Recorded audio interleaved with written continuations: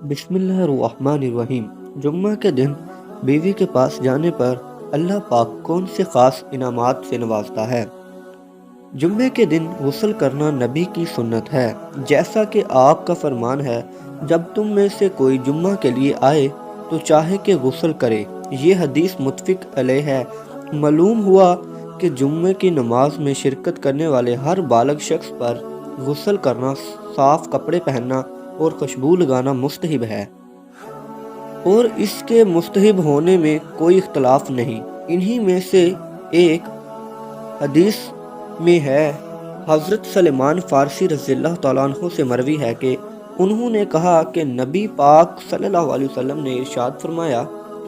جو آدمی جمعہ کے دن غسل کرے، جہاں تک ہو سکے صفائی و پاکیزگی کا خیال کرے، اور جو تیل خوشبو اس کے گھر میں میسر ہو وہ لگائے،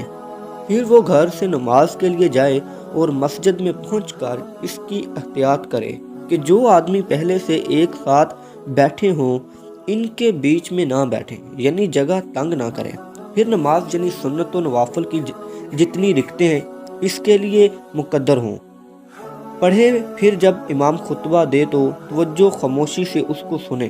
تو اللہ تعالیٰ کی طرف سے اس جمعے اور دوسرے جمعے کے درمیان اس کی ساری خطائیں معاف کر دی جائیں گی۔ تو معلوم ہوا کہ جمعے کے دن جہاں باقی مال کا درس ہے، وہیں پر جمعے کے دن غسل کا بھی درس دیا گیا ہے، اس لیے جمعے کا غسل کو سنت کا درجہ دیا جاتا ہے،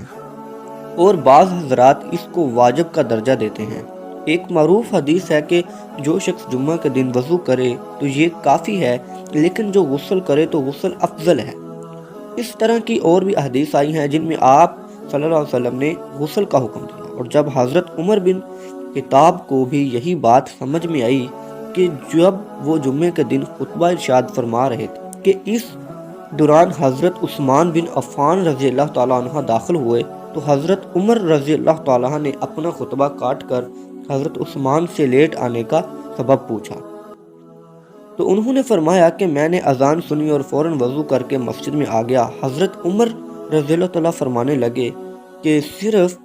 وضو، جبکہ میں نے تو رسول صلی اللہ علیہ وسلم سے سنا ہے جو شخص جمعے کی نماز کے لیے آئے وہ غسل کرے۔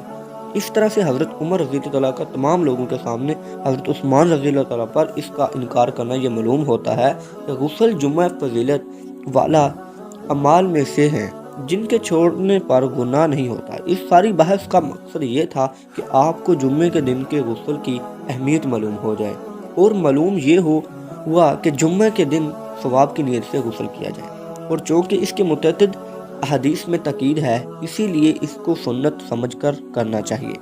یہ حکم تو عام ہوا جس میں شادی شدہ اور غیر شادی شدہ سبھی شامل ہیں۔ جمعے کا غسل غسل جنابت ہی ہونا چاہیے۔ تو اس سے متعلق ایک روایت ہے کہ حضرت ابو ہریرہ سے روایت ہے کہ انہوں نے کہا کہ رسول اللہ صلی اللہ علیہ وسلم نے فرمایا، کیا تم میں سے کوئی عاجز آ گیا ہے کہ وہ اپنی بیوی سے ہر جمعہ جمع کرے؟ اس کے لیے 2 اجر ہیں، ایک اجر اس کے اپنے غسل کرنے کا اور دوسرا اجر اس کی بیوی کے غسل کرنے کا۔ اللہ ہم سب کو حامی و ناصر ہو، آمین۔